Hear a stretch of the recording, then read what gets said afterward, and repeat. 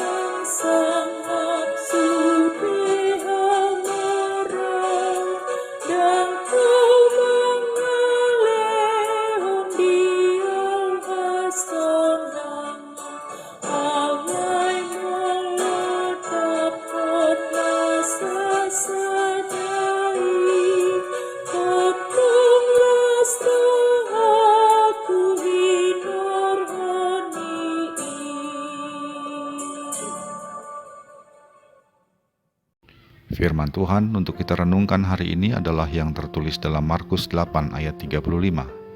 Karena siapa yang mau menyelamatkan nyawanya, ia akan kehilangan nyawanya. Tetapi barang siapa kehilangan nyawanya karena aku dan karena Injil, ia akan menyelamatkannya. Demikianlah firman Tuhan. Pada tanggal 18 Juni 2023 yang lalu, 5 orang meninggal dunia sebagai korban kapal selam berjuluk Titan yang hancur di kedalaman laut. Mereka telah mempertaruhkan nyawa supaya bisa melihat dari dekat bangkai kapal Titanic yang terkenal itu. Akibat kerapuhan dari kapal selam yang mereka tumpangi, asa untuk melihat bangkai kapal tidak tercapai, namun nyawa yang dipertaruhkan pun tak terselamatkan. Kapal itu meledak di kedalaman laut. Banyak hal yang menjadi alasan manusia mempertaruhkan nyawanya seperti yang dilakukan 5 orang tadi. Ada juga yang mempertaruhkan nyawanya untuk berfoto selfie supaya viral. Namun apakah upahnya sebanding? Dalam nats perenungan firman Tuhan hari ini, Tuhan Yesus berfirman bahwa pertaruhan nyawa yang upahnya paling berharga adalah jika karena Dia dan karena Injil. Maksudnya adalah jika seseorang mau kehilangan nyawanya karena menjadi pengikut Kristus yang setia dan karena menjadi pelaku dan pekabar-kabar baik, yaitu Injil, berita kerajaan Allah yang dibawa Tuhan Yesus Kristus, maka ia akan memperoleh nyawanya. Jika seseorang kehilangan nyawa karena hidup setia kepada Kristus dan berpadanan dengan berita Injil, maka ia akan menerima upah yang terbesar, yaitu kehidupan kekal di surga kekal. Namun apa yang dipertontonkan dalam kehidupan ini seringkali justru sebaliknya. Jangankan kehilangan nyawa, kehilangan jabatannya pun banyak orang yang takut ketika diminta memilih setia kepada Kristus atau mempertahankan jabatan. Bahkan tidak sedikit juga yang menolak untuk setia kepada Kristus hanya karena takut miskin atau takut tidak bisa hidup semudah dan semewah orang lain.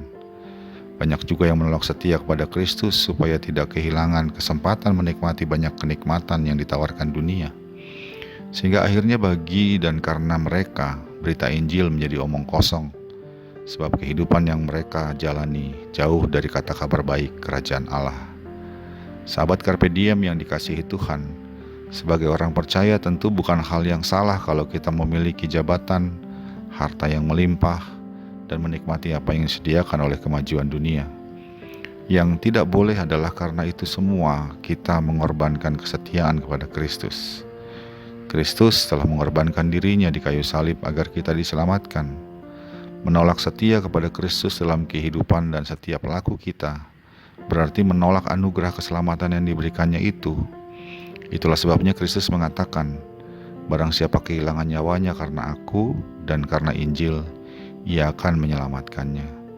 Sebaliknya, siapa yang tidak mau kehilangan miliknya, bahkan nyawanya karena Kristus dan Injil, ia akan kehilangan nyawanya.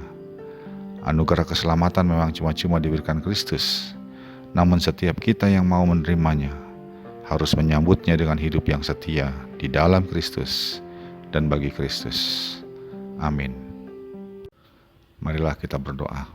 Ya Allah Bapa kami dalam Yesus Kristus, kiranya Roh Kudus memampukan kami dan menolong kami untuk tidak takut terhadap apapun dalam kesetiaan kami kepada Kristus, sehingga keselamatan yang Kau berikan boleh menjadi bagian kami, sebab kehidupan kami seturut dengan kehendak-Mu dalam kesetiaan kepada Kristus. Dalam Yesus Kristus kami berdoa. Amin. Kasih karunia dari Tuhan kita Yesus Kristus, anugerah dari Allah Bapa kita, dalam persekutuan dengan Roh Kudus menyertai engkau sekalian. Amin.